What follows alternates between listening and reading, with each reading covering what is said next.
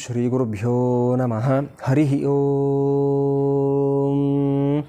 अमीवः वास्तोष्पते विश्वारूपाण्या विशन्न सखा सुषेवयेधिनः शुभगुं शुभं शिवं वास्तु शिवं वास्तु शिवं वास्तु। सभी प्रेक्षक महाजनों को, सभी प्योर प्रेयर फॉलो करने वाले सभी लोगों को सादर प्रणाम करते हुए मैं डॉक्टर राघवेंद्र मोक्षगुंडम गुरुजी। जैसे आप सब लोग जानते हैं, प्योर प्रेयर आपका भरोसामंद ऑनलाइन पूजा पार्टनर आपको बहुत सारे हमारे सनातन धर्म में जो अलग अलग जैसा पूजा होता है, अलग अलग हवन होते हैं, इसके बारे में आपको जानकारी देने का प्रयास करते आ रहे हैं। और इसी श्रृंखला में अभी तक हमने आपको प्रत्यंगिरा हवन, शनि शांति हवन और रुद्र हवन, नरसिम्ह स्वामी का हवन और सुदर्शन भगवान की हवन और सामूहिक सत्यनारायण पूजा जैसे बहुत सारे पूजा पाठ को अभी तक हमने करवाया है।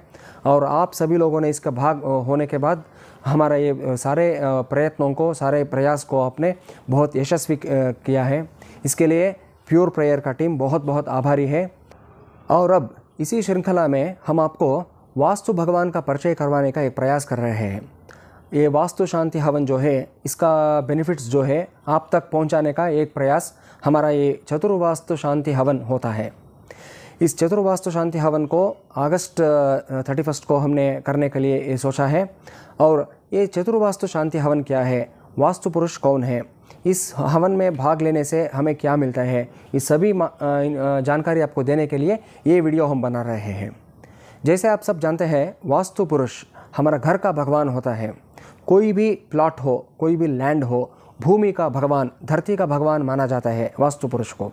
इस वास्तु पुरुष को ब्रह्मदेव ने सृष्टि किया है और वास्तु पुरुष को भगवान का जो स्थान दिया गया है, क्योंकि ये पहले जैसे पुराणों के कथा में हम सुनते हैं, ये पहले एक राक्षस था और बाद में इसको भगवान का एक स्थानमान दिया गया। और साक्षात ब्रह्म भगवान ने, ब्रह्मदेव ने उनको कहा था कि जो कोई भी घर के मामले में कोई भी पूजा करना है और गृह प्रवेश करना है, ऐसा कोई भी पूजा पाठ है तो सबसे पहला वास्तु पुरुष का पूजा करना है। इसीलिए वास्तु पुरुष को बहुत प्रामुख्यता है। और वास्तु पुरुष का पूजा करने में और वास्तु शांति हवन करने में बहुत सारे लोगों को तकलीफ़ हो जाता है।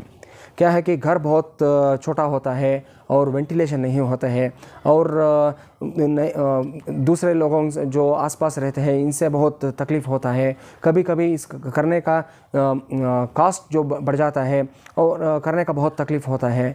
और लोग सोचते रहते हैं कि मैं इस पूजा करवाना है, लेकिन मुझे अभी तक करवाने का योग नहीं मिला है। इसीलिए प्योर प्रेयर ने ऐसा एक सोच किया है कि आप जहाँ भी हो, दुनिया के कोई भी कोने में हो, वहाँ बैठे बैठे आप इस पूजा में आप भाग ले सकते हैं। यही है चतुर्वास्तु शांति हवन जो ऑनलाइन हम करवा रहे हैं। इस चतुर्वास्तु शांति हवन में क्या क्या हम करने जा रहे हैं, जो भी हमारे ग्रंथों में लिखा है, हमें बताया गया है, वैसे ही पूरा उसी तरीके में हम वास्तु शांति हवन शास्त्रोक्त विधान से कर रहे हैं।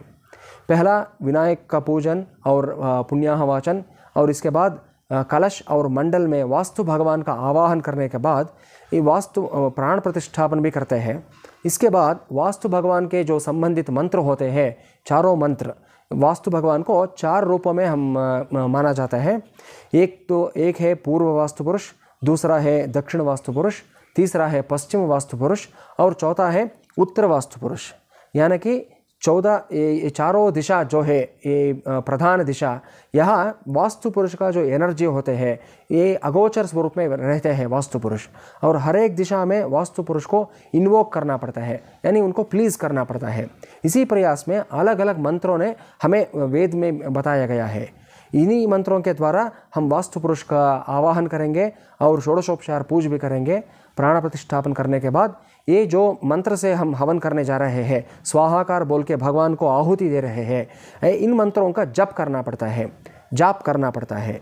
सो ये जो जितना संख्या में बताया गया है, उन्हीं संख्यों में वास्तु भगवान का जाप करने के बाद वास्तु भगवान का हवन भी करते हैं और इसके बाद पूर्णाहुति, महामंगलारती और आशीर्वाद भी करेंगे। जहाँ भी बैठे हैं वहाँ से ही भगवान के आशीर्वाद, भगवान की कृपा को आप पा सकते हैं।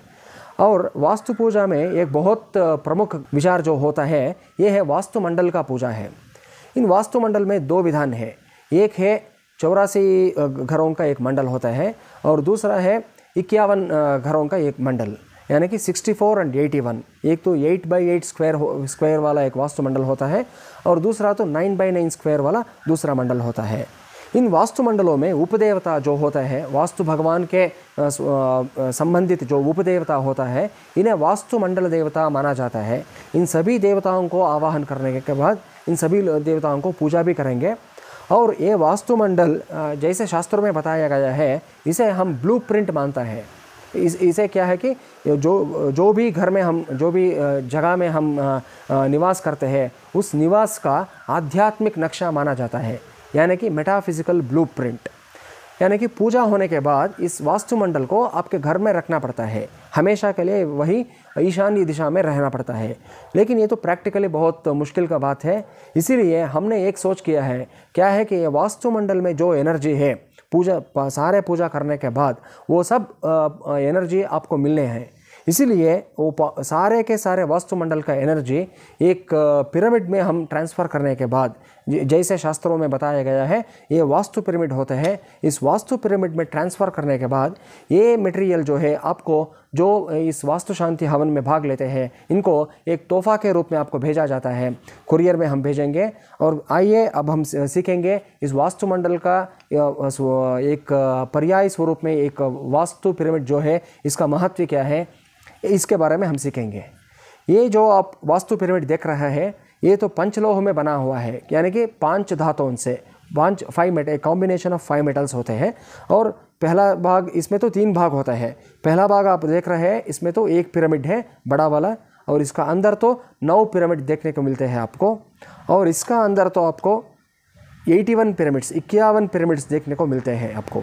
और इसका नीचे तो वास्तु यंत्र है, ये बहुत शास्त्रोक्त विधान से लिखा हुआ है, ये आसान का बात नहीं है। जो इसमें प्रज्ञाशाली है, जो इसमें परिणित है, वो लोग करते हैं ये यंत्र तंत्र सब लिखने का बात। सो ये पूरा का एक यूनिक आइटम होता है। वास्तु पिरामिड जो होता है ना, ये आपको ये फ्री मेंटेनेंस का एक पूजा आइटम होता है।